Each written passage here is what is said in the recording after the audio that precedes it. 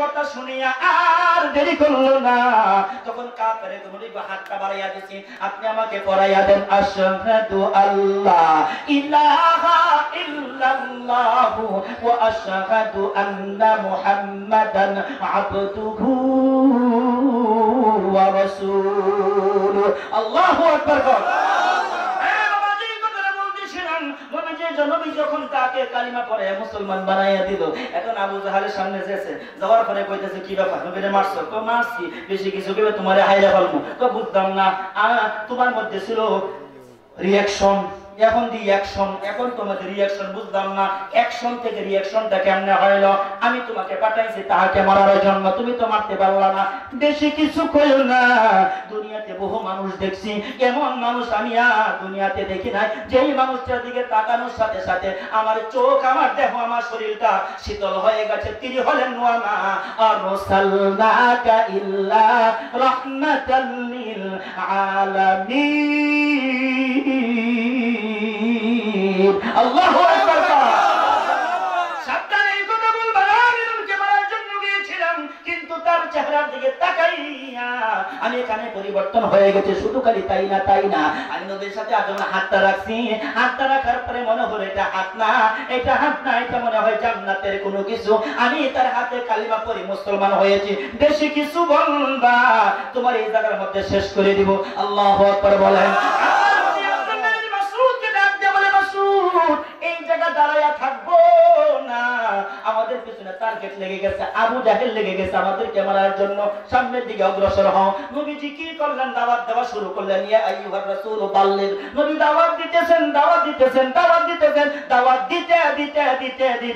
একটা পর্যায়ে নবী একটু ক্লান্ত হয়ে গেছেন। আব্দুল্লাহ মাসউদকে ডাক দিয়ে বলে, মাসউদ রে, ও মাসউদ, আয় আয়, আমি তোর উরাতের উপর মাথা রাখা একটু ঘুমাইতে চাই। ও মাসউদ,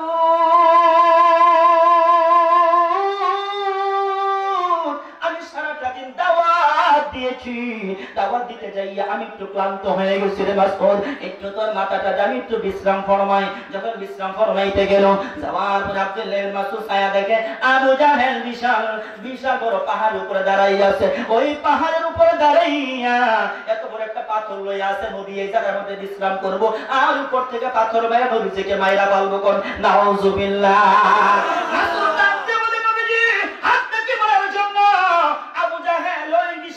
উঁচু পাহাড়ের মধ্যে দাঁড়ায় আছে, আর বিশাল বড় পাথর লইয়া আপনার উপর পাথরটা নিক্ষেপ করবে, আপনারও পাথর নিক্ষেপ করবে। আমার নবী বলেন, মাসউদ রে, আমাকে মারতে পারবে না। আল্লাহু ইয়াসিমুকা মিনান নাস।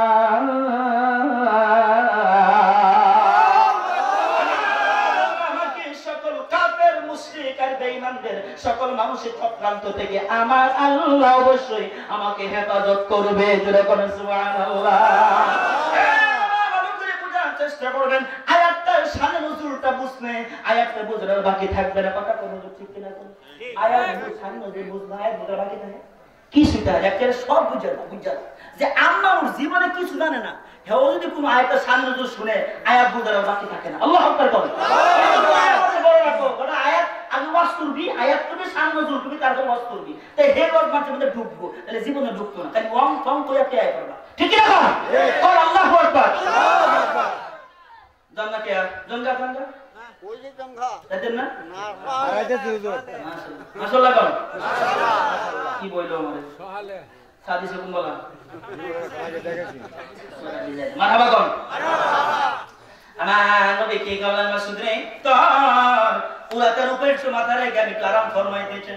আরাম যখন নবীজি ফরমাইলো, দেখলো বিশাল উঁচু পাহাড়ের মধ্যে দাঁড়ায় আবু জাহেল পাথর লইয়া আছে, নদীর উপর নিক্ষেপ করবে। আমার নবীকে টেনশন করে, দেখো শয়তানি কি করে, তার কাম কাজবার দেখো। ওই পাথরটা নবীর মাথার মধ্যে নিক্ষেপ করবে, এই পাথরটা মাইরে দিছে। নাউজুবিল্লাহ কোন পাথরটা মেরে দিছে, নবী মাথার মধ্যে পড়বো।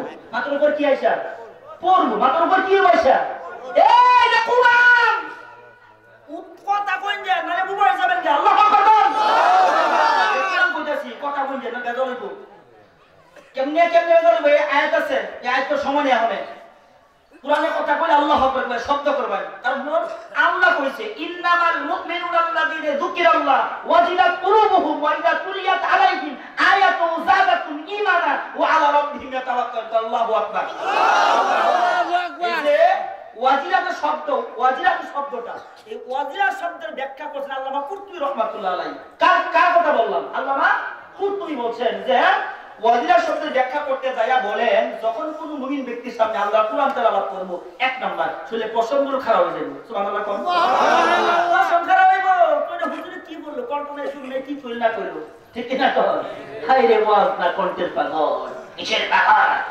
কন্টের পাগল ঠিক না কন্টের পাগল তারপর কি কইছে ওয়াজিলা শব্দের ব্যাখ্যা মুফাসসিরিন ইকরাম বলছেন ধর্মটা আল্লামা সাইয়্যিদ কুতুব রাহমাতুল্লাহ আলাইহি লিখছেন যে দুই নম্বরে তার বাম স্তনে দুই আঙ্গুল নিচে একটা গোশতের টুকরা আছে আরবিতে যার নাম হলো কল নবীজি বলেন আল্লাহর কোরআন শোনার পরে ওই টুকরা হান লাত মারবো থাল মারবো সুবহানাল্লাহ কোন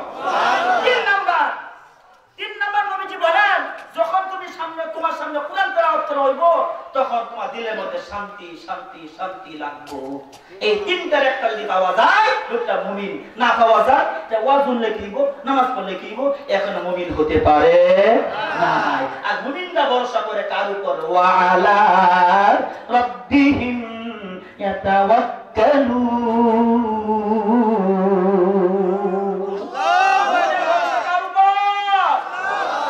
আল্লাহ বুঝার তৌফিক আমিন করুন আব্দুল্লাহ ইবনে মাসউদ বলতেছেন নবীজি গো এখন কি করব আমার ওই বলেন স্টপ একটা কথা বলবো না চুপ থাকো মাংস মাথা না যা যে চুপ থাকে সে কি পায় জোরে কোন মাংস মাথা না যা যে চুপ থাকে সে কি পায় নাজাত পায় কি পায় যে চুপ থাকে সে নাজাত পায় বেশি কথা বলা যাবে না বেশি কথা বলা মানছে কয়টা বাসাল বেশি কথা ঠিক কি না কোন কম কথা কবেন তবে হ্যাঁ বেশি কথা বলবো কোরআনের কথা বেশি কথা বলবো আল্লাহর কথা বলবো আপনি বলতে থাকবেন মানুষ যেন আপনাকে পাগল বলে গো যদি পাগল হয়ে যাইতে পারেন কোরআনের পাগল নামাজের পাগল জিকিরের পাগল তাবলীগের পাগল কথা কোন ঠিক কিনা এই পাগল যদি হয়ে যেতে পারেন গো তাহলে আপনি পাগল আল ওয়াইজ কারণী পাগল এই সকল পাগলদেরকে ওয়াইজ কারণীর সাথে আল্লাহ জান্নাত দিবে জোরে কোন সুবহানাল্লাহ আল কোরআনের সৈনিক আমি নেই কো পরাজয় এক আল্লাহর গোলাম আমি এই তো পরিচয় আল কোরআনের সৈনিক আমি নেই কো পরাজয় এক আল্লাহর গোলাম আমি এই তো পরিচয় কোরআন হাদিস শাসনতন্ত্র রাসূল আমার নেতা কে কোরআন হাদিস শাসনতন্ত্র রাসূল আমার নেতা উৎসাহ মোর চির অম্লান ইতিহাস মুরগাতা এক আল্লাহ ছাড়া আমার দিলে আল্লাহু আকবার এক আল্লাহ ছাড়া আমার দিলে নেই তো কোনো ভয় এক আল্লাহর গোলাম আমি এই তো পরিচয় এক আল্লাহর গোলাম আমি এই তো পরিচয় সমাধান চাও যদি জীবনে মরণে ফিরে যাও খুঁজে নাও চোখ রাখো কোরআনে আল্লাহু আকবার সমাধান চাও যদি জীবনে মরণে ফিরে যাও খুঁজে নাও চোখ রাখো কোরআনে সমাধান এত ছিল অম্লান ছিল মুক্তির ডাক যে মহাবাণী এত ছিল অম্লান ছিল মুক্তির ডাক এই যে মহাবাণী খুদাই কালামে পাক কথা কোন ঠিক কিনা তবে বলো কিবা রাষ্ট্রে বলো আল্লাহু আকবার তবে বলো কিবা রাষ্ট্রে বলো অশান্তি দূর করে শান্তি আনে সমাধান চাও যদি জীবনে মরণে ফিরে যাও খুঁজে নাও চোখ রাখো কোরআনে সমাধান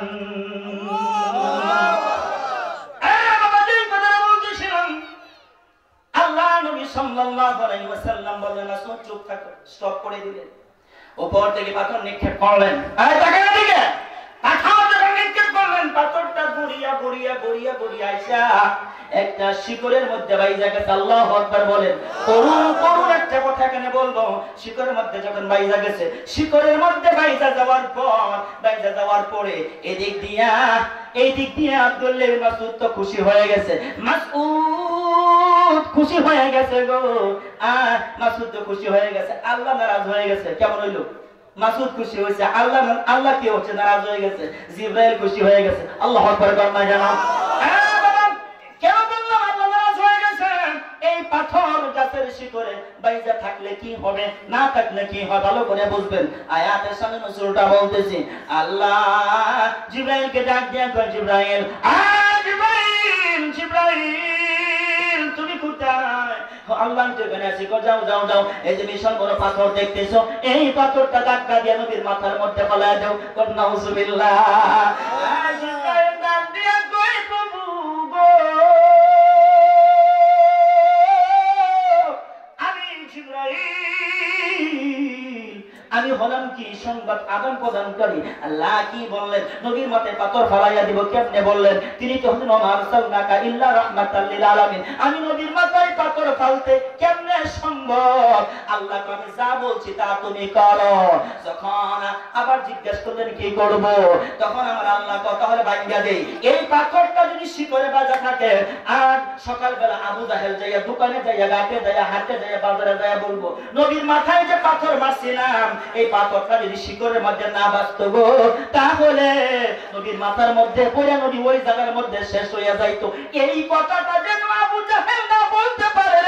জিবরাইল যাও যাও, নবীর মাথায় পাথরটা নিক্ষেপ করো। যখন পাথরটা নিক্ষেপ করে দিল, গড়িয়া গড়িয়া আইসা নবীর মাথার অর্ধ হাত উপরে পাথরটা লুণ্ঠিত অবস্থায় রয়েছে। জোরে কোন সুবহানাল্লাহ। ইয়া আইয়ুহার রাসূল বাল্লিগ মা উনজিলা ইলাইকা মির রাব্বিকা ওয়া ইল্লাম তাফআল ফামা বাল্লাগতা রিসালাতা ওয়াল্লাহু ইয়াসিমুকা মিনান নার ইন্নাল্লাহা লা ইয়াহদিল কওমাল কাফিরিন।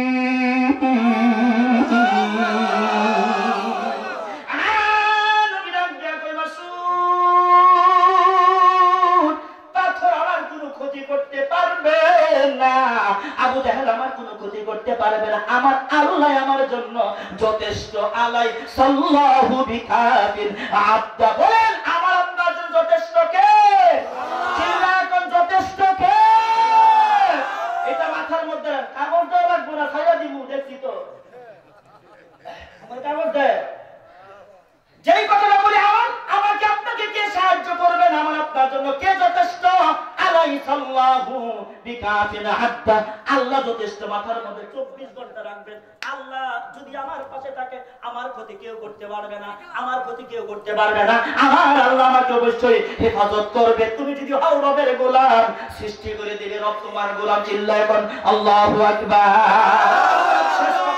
শেষ কথা মাসউদ ডাক দিয়ে কই, নবীজি গো, আপনি কুরআনুল কারীমের দাওয়াত দিলেন, দাওয়াত দিলেন।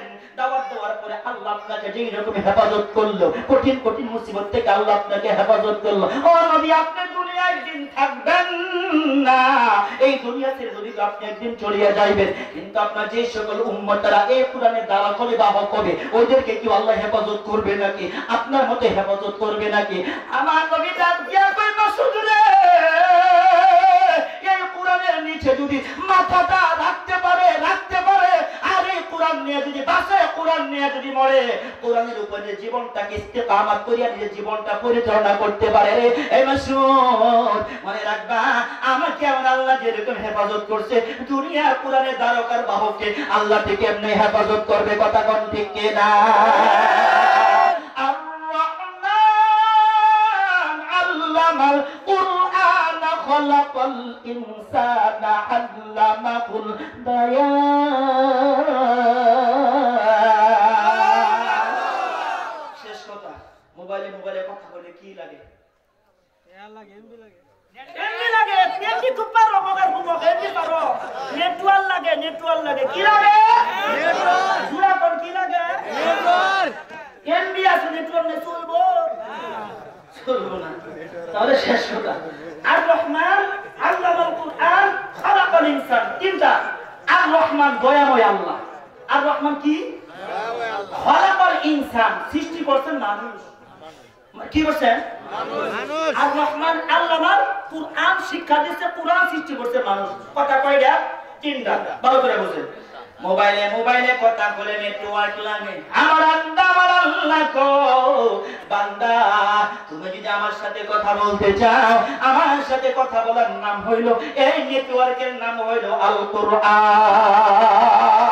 আল্লাহু আকবার নামাজ পড়তে গেলে কোরআনের প্রয়োজন সমাজ চালাবেন কোরআনের প্রয়োজন সংসার চালাবেন কোরআনের প্রয়োজন কোরআন দিয়ে সংসার চালাবো কোরআন দিয়ে সমাজ চালাবো কোরআন দিয়ে জীবন চালাবো কোরআনের উপর চলবো কোরআন ছাড়া অন্য কিছু মানি না মানবো না চিল্লায়া বলেন আল্লাহু আকবার যেটু কথা বলছি আমাদের সবাইকে আমল করার তৌফিক দান করুন আমার পরে যিনি বয়ান করবো ভালো ভালো কথা সুন্দর ওয়াজ করে শুনবেন যায় না ঠিক আছে ওমা তাওফিক ইল্লা বিল্লাহ আসসালামু আলাইকুম ওয়া রাহমাতুল্লাহি তাআলা ওয়া বারাকাতুহু